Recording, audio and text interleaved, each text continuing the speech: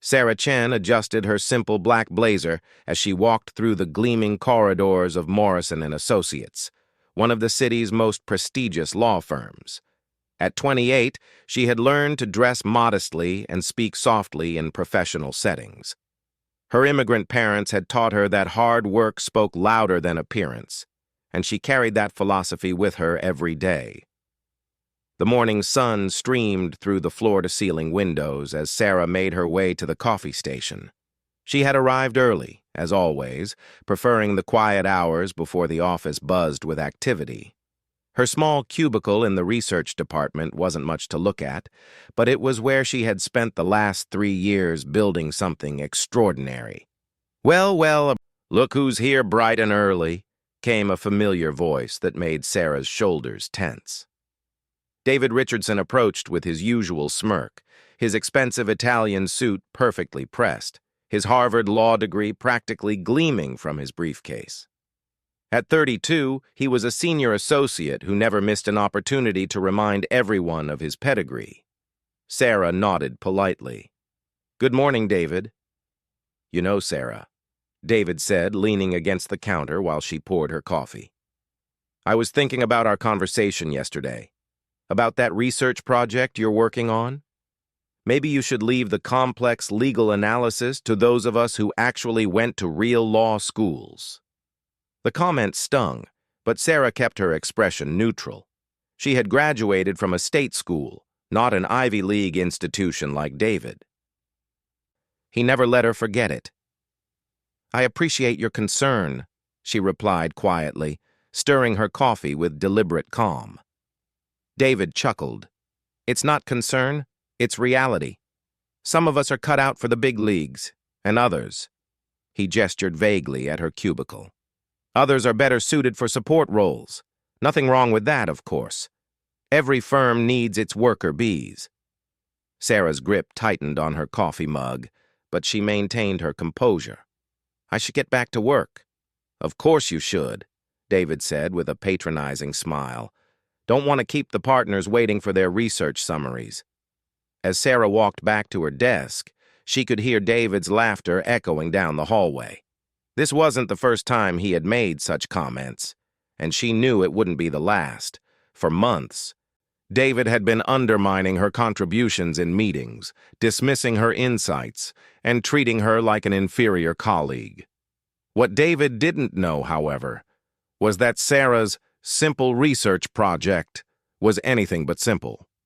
For the past 18 months, she had been working on a groundbreaking legal strategy that could revolutionize how corporate mergers were structured. Her analysis had caught the attention of someone very important, someone David had never even met. Sarah settled into her chair and opened her laptop.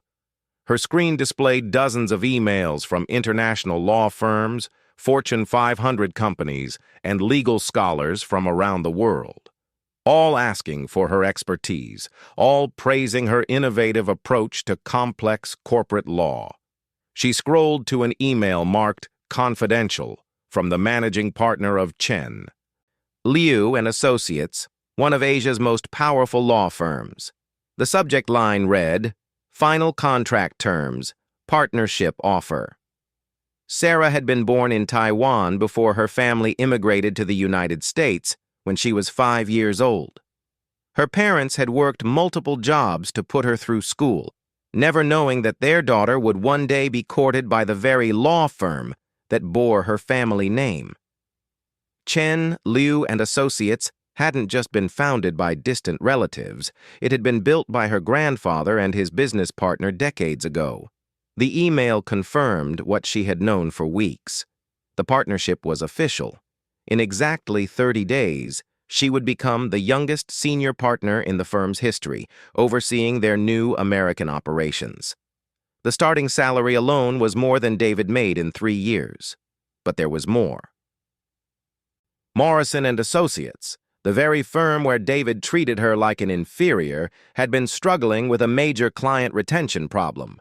3 of their biggest corporate clients were threatening to leave unless the firm could provide more innovative legal strategies for their international operations. Sarah's phone buzzed. A text message from James Morrison himself, the founding partner of the firm where she currently worked. "Sarah, can you meet me in my office at 9 a.m.? We need to discuss an urgent matter regarding your research." She glanced at the clock. It was 8:45 a.m. She gathered her materials, including a thick folder containing her revolutionary legal analysis, and headed toward the elevator. As she waited for it to arrive, David appeared beside her. "Taking the elevator to the top floor?" he asked with amusement. "Bit ambitious for someone from research, don't you think?" "I have a meeting," Sarah replied simply. "A meeting?" David laughed. "Let me guess. They want you to explain some basic contract law to the junior associates?" The elevator doors opened and both stepped inside. David pressed the button for the 15th floor, where the senior associates worked. Sarah pressed the button for the 20th floor, the executive level where only partners and the most important clients were allowed. David's eyebrows raised slightly. "Wrong button?"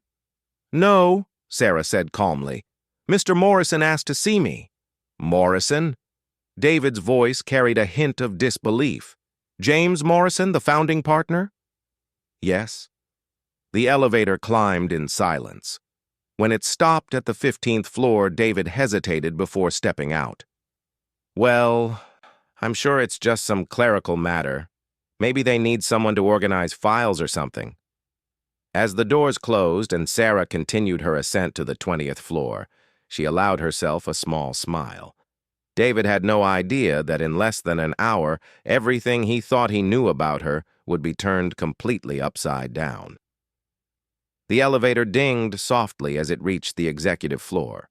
Sarah straightened her shoulders and walked toward James Morrison's office, her modest heels clicking quietly on the marble floor. Behind the heavy oak doors waited a conversation that would change not just her life, but David's understanding of exactly who he had been mocking all these months. She knocked gently on the door. "Come in," came the warm voice of James Morrison. Sarah entered the spacious office, where one of the most powerful lawyers in the city was waiting to discuss an offer that would make David's Harvard degree look like a participation certificate. The irony wasn't lost on her. While David had been busy reminding her of her place, she had been quietly building an empire he couldn't even imagine. James Morrison stood as Sarah entered his office, his weathered face breaking into a genuine smile. The 70-year-old founding partner had built his reputation on recognizing exceptional talent, regardless of where it came from. His office walls were lined with photographs of him shaking hands with presidents, Supreme Court justices, and captains of industry. "Sarah, please sit down," he said, gesturing to one of the leather chairs facing his massive mahogany desk. "I trust you know why I asked to see you." Sarah settled into the chair, her folder of research materials on her lap. "I believe so, Mr. Morrison." "Your work on the Blackstone Industries merger has been extraordinary," he began, leaning forward with interest. "But what's even more remarkable is the legal framework you've developed for international corporate restructuring. I've been practicing law for 45 years, and I've never seen anything quite like it." Sarah nodded modestly. "Thank you, sir. I've been working on it for quite some time." 18 months, to be precise, Morrison said, shuffling through papers on his desk. "And in that time, you've managed to solve problems that have been plaguing corporate law for decades. The efficiency models alone could save companies millions in legal fees annually." What Morrison didn't say, but what Sarah knew, was that 3 of his firm's biggest clients had specifically requested her involvement in their future legal matters. Blackstone Industries had been so impressed with her work that they had threatened to take their business elsewhere if Morrison and Associates couldn't guarantee Sarah's continued involvement in their international expansion. "Mr. Morrison," Sarah began carefully, "there's something I need to discuss with you." Before she could continue, Morrison's assistant knocked on the door. "Sir, Mr. Richardson is here. He says it's urgent and relates to the Blackstone matter." Sarah's stomach tightened. David had somehow found out about her meeting and was trying to insert himself into the situation. "Send him in," Morrison said with a slight frown. David burst through the door, his confident stride faltering slightly when he saw Sarah sitting in the chair reserved for the firm's most important clients and partners. He recovered quickly, flashing his practiced smile. "James, I'm glad I caught you," David said, deliberately using the senior partner's first name to establish familiarity. "I wanted to discuss the Blackstone Industries situation. I think there might be some concerns about the research quality coming out of our junior staff." Sarah felt heat rise in her cheeks, but she remained silent. "Oh?" Morrison's voice carried a dangerous edge that David seemed oblivious to. "What concerns might those be?" "Well," David continued, now addressing Morrison while pointedly ignoring Sarah's presence, "I've been reviewing some of the work coming out of the research department, and I'm not sure it meets our usual standards. You know how it is with these state school graduates. They try hard, but they sometimes miss the nuances that come from a proper legal education." Morrison's expression grew colder. "I see. And which specific aspects of the research do you find substandard, Mr. Richardson?" David waved his hand dismissively. "It's more about the overall approach. Too theoretical, not enough practical application. I think we should assign the Blackstone matter to someone with more appropriate credentials. Someone like myself, actually. My work on the Henderson acquisition last year demonstrated exactly the kind of sophisticated thinking these high-profile clients expect." Sarah watched as Morrison's jaw tightened, almost imperceptibly. The Henderson acquisition David was taking credit for had actually been salvaged by Sarah's behind-the-scenes legal research after David's initial strategy had nearly cost the firm the entire deal. "Mr. Richardson," Morrison said slowly, "are you familiar with the specific details of the legal framework being proposed for Blackstone's international restructuring?" "Of course," David lied smoothly. "I've been monitoring the situation closely. Basic stuff, really. Any competent senior associate could handle it." Morrison leaned back in his chair, a slight smile playing at the corners of his mouth. "Sarah, would you mind explaining to Mr. Richardson the core components of your legal framework?" Sarah straightened in her chair. "The framework addresses three primary areas: jurisdictional optimization for multinational subsidiaries, tax-efficient intellectual property transfers, and regulatory compliance streamlining across 14 different international markets. The model I've developed reduces legal processing time by an average of 67% while maintaining full regulatory compliance." David's confident expression wavered slightly, but he pressed on. "Right. Well, that's exactly what I mean. Too complex for practical application. Clients don't want academic theories. They want results." "The results," Sarah continued calmly, "include projected savings of $43 million annually for Blackstone Industries alone. IBM, Google, and Microsoft have all requested consultations based on preliminary reports of the framework's effectiveness." David's face went pale. Those were the kinds of clients that partners handled, not research assistants. Morrison stood up from his desk, walking to the window that overlooked the city skyline. "Mr. Richardson, I'm curious about something. In your assessment of the research quality, did you happen to review Sarah's credentials?" "Her credentials?" David scoffed. "I know she went to some state school. Not exactly Harvard material, if you know what I mean." "I see," Morrison said quietly. "And you're not aware that Sarah graduated summa cum laude from UC Berkeley's law school, which currently ranks higher than Harvard in corporate law? Or that she was the youngest person ever to win the International Corporate Law Review's annual Innovation Award? Or that she spent her summers during law school working pro bono with international human rights organizations, developing legal strategies that are now being used by the United Nations?" The color drained completely from David's face. Morrison continued, his voice growing sharper with each word. You're also apparently unaware that Sarah's legal framework has been peer-reviewed by professors from Oxford, Cambridge, and Yale, all of whom have described it as revolutionary and decades ahead of current practice. Sarah watched as David's mouth opened and closed like a fish out of water. "But here's what's most interesting, Mr. Richardson," Morrison said, returning to his seat. "3 of our most important clients have specifically requested that Sarah be promoted to partner immediately, or they'll be taking their business elsewhere. These clients represent approximately 37% of our annual revenue." David's legs seemed to give out slightly, and he gripped the back of the empty chair for support. Morrison opened a folder on his desk. "Sarah, before Mr. Richardson's interruption, you mentioned there was something you needed to discuss with me.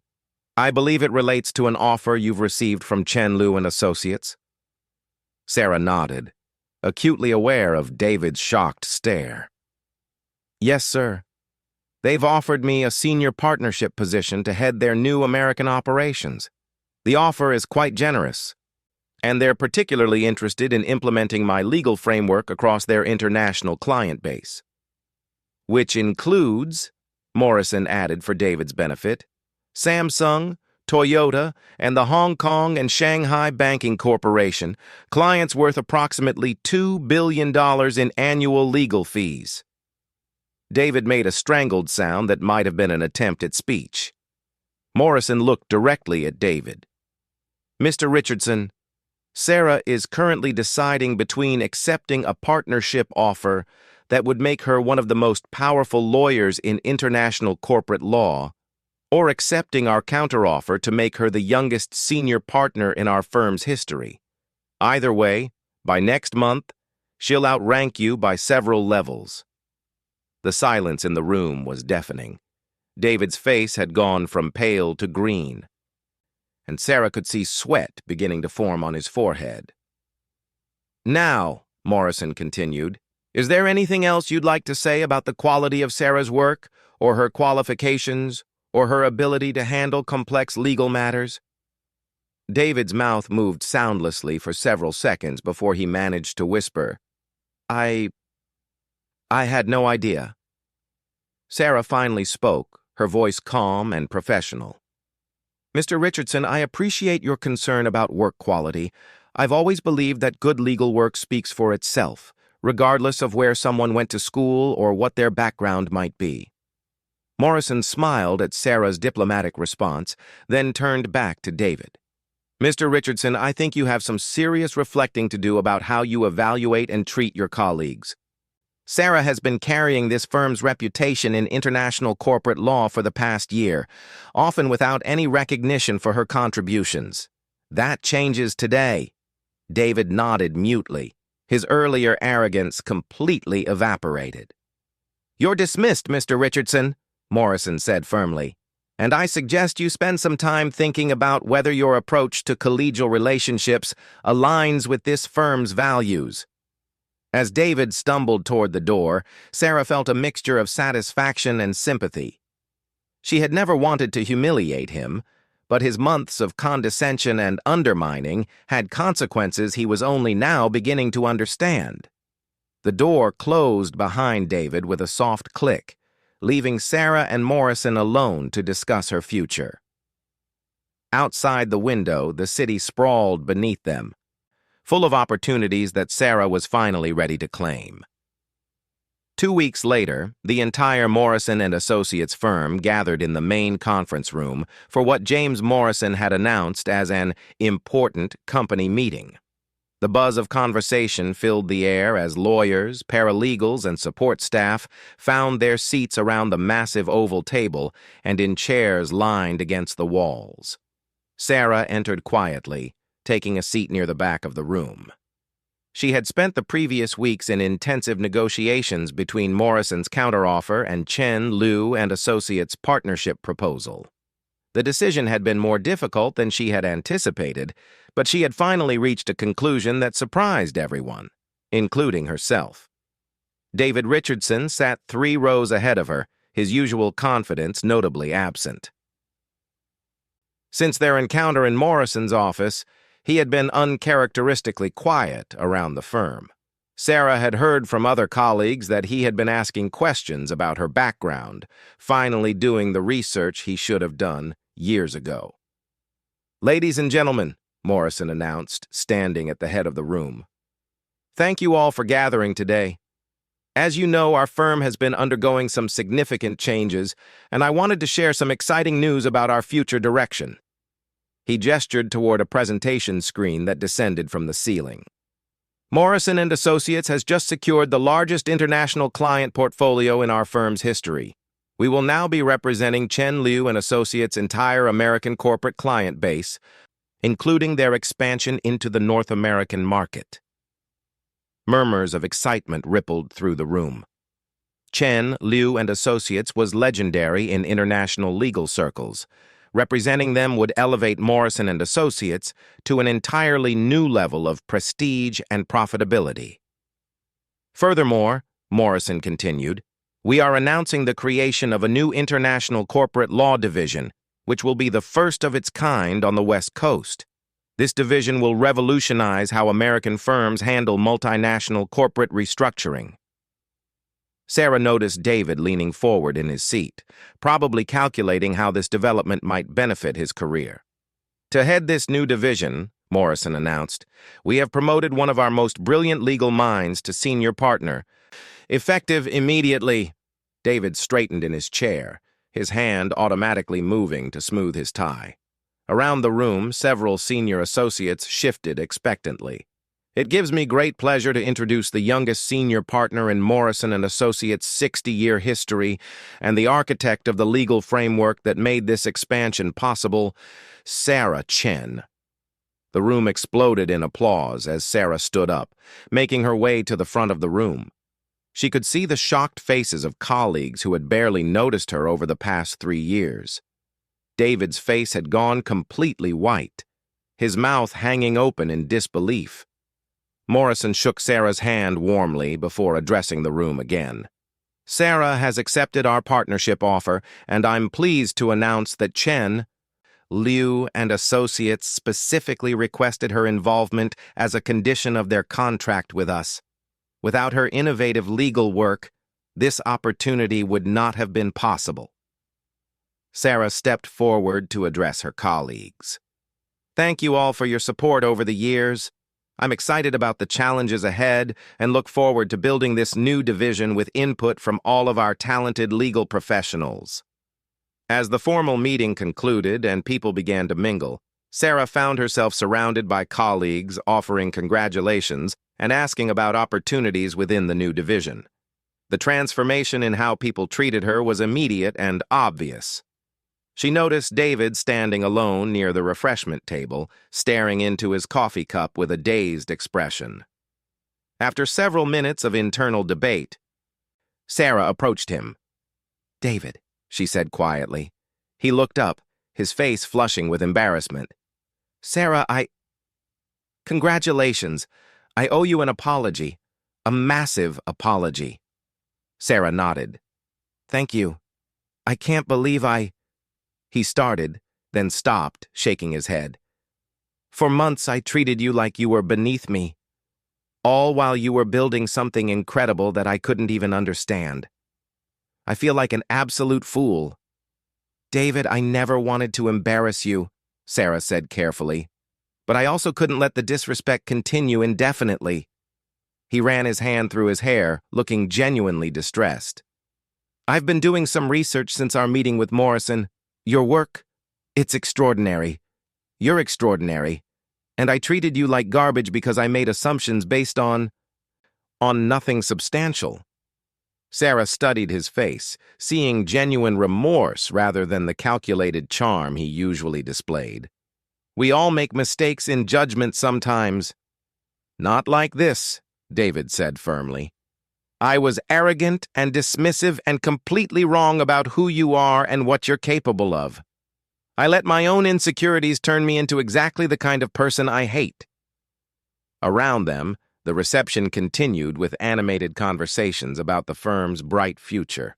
Sarah could see Morrison speaking with several senior partners, no doubt discussing the operational details of the new division. David, can I ask you something? Sarah said. Why did you assume I wasn't capable of high-level work? We'd barely interacted before you started making those comments. David was quiet for a long moment, clearly wrestling with an uncomfortable truth. Honestly? Because you didn't fit my mental image of what a successful lawyer looks like. You dressed modestly, you spoke quietly, you didn't network aggressively or promote yourself. In my world, those were signs of someone who wasn't serious about advancing. And now? Now I realize that while I was busy playing politics and trying to impress people with my pedigree, you were actually doing the work that matters. Real work that creates real value. He paused. I confused confidence with competence and networking with actual achievement. Sarah appreciated his honesty, even as it confirmed her suspicions about his motivations. David, your Harvard education is valuable. Your skills are real. But they don't make you automatically superior to colleagues who took different paths. I know that now, he said quietly. The question is whether I can earn back any respect around here after making such a fool of myself. Before Sarah could respond, Morrison approached them. Sarah, there are some people I'd like you to meet. Representatives from Samsung and Toyota flew in specifically to discuss their legal needs. As Sarah prepared to leave, David touched her arm gently. Sarah, would it be possible for me to work with your new division? In whatever capacity you think would be appropriate? I'd like to learn from your approach and maybe find a way to contribute something meaningful. Sarah considered his request. The David standing before her seemed genuinely humbled and eager to change. She had always believed in giving people opportunities to grow. Submit a formal application to join the International Corporate Law Division, she said. Explain why you're interested and what you think you could contribute. I'll review it along with all the other applications we receive. David nodded gratefully. Thank you. That's more than fair, and more than I deserve. As Sarah walked away to meet the international clients, she reflected on how dramatically everything had changed. 3 weeks ago, she had been an overlooked researcher enduring daily condescension from a colleague who thought his degree made him superior. Today, she was a senior partner running a groundbreaking legal division, with some of the world's largest corporations seeking her expertise. The meeting with the Samsung and Toyota representatives went exceptionally well. Both companies were eager to implement Sarah's legal framework for their American operations, and they spoke enthusiastically about the efficiency gains and cost savings they anticipated. Later that evening, as the office emptied and Sarah worked late in her new corner office, complete with floor-to-ceiling windows and a view of the harbor, she received an email that made her smile. It was David's formal application to join her division. The document was thoughtfully written, acknowledging his previous mistakes while outlining specific skills he could contribute to international corporate law. He had clearly spent considerable time researching the field and developing genuine insights rather than relying on empty credentials. Most surprisingly, he had included a detailed analysis of 3 potential improvements to Sarah's legal framework, demonstrating that he had studied her work extensively and was capable of meaningful contributions. Sarah leaned back in her chair, considering her decision. David's transformation appeared genuine, and his legal skills, when properly directed, could be valuable to the team. More importantly, showing mercy to someone who had wronged her felt consistent with the values her parents had instilled in her. She opened her laptop and began typing a response. David, thank you for your application. Please report to my office Monday morning at 8 a.m. We'll discuss your role as Associate Director of International Compliance Analysis. This is a probationary position that will be evaluated after 6 months based on performance and professional conduct. Welcome to the team. As she sent the email, Sarah felt a deep sense of satisfaction. Not because she had gotten revenge on David, that had never been her goal. Instead, she felt fulfilled because she had stayed true to herself throughout the entire ordeal. She had never compromised her values, never sunk to David's level of behavior, and never stopped doing excellent work regardless of how she was treated. The phone on her desk rang, interrupting her thoughts. It was her mother, calling from Taiwan where she was visiting relatives. "Sarah, darling, your grandfather's old business partner just called me. He's so proud that Chen will be working with the firm again. He says you're carrying on the family tradition of excellence." Sarah smiled, thinking about the journey that had brought her to this moment. From her parents' immigrant struggles to her quiet determination in the face of workplace discrimination, every step had been building toward this achievement. "Mom, tell him I won't let the family name down." "Oh, sweetheart, you already haven't. You've exceeded every expectation we ever had." As Sarah hung up the phone and looked out at the city lights twinkling in the darkness, she realized that the most satisfying part of her success wasn't proving David wrong, it was proving herself right. She had always believed that good work, integrity, and persistence would eventually be recognized and rewarded. Tomorrow would bring new challenges as she built her division from the ground up. There would be difficult negotiations, complex legal problems, and the pressure of living up to her rapidly growing reputation. But tonight, she allowed herself to savor the moment of triumph. In the end, David's months of mocking and condescension had taught her something valuable, that true confidence comes from knowing your own worth, regardless of whether others recognize it immediately. She had learned to trust her abilities and maintain her dignity even when faced with disrespect.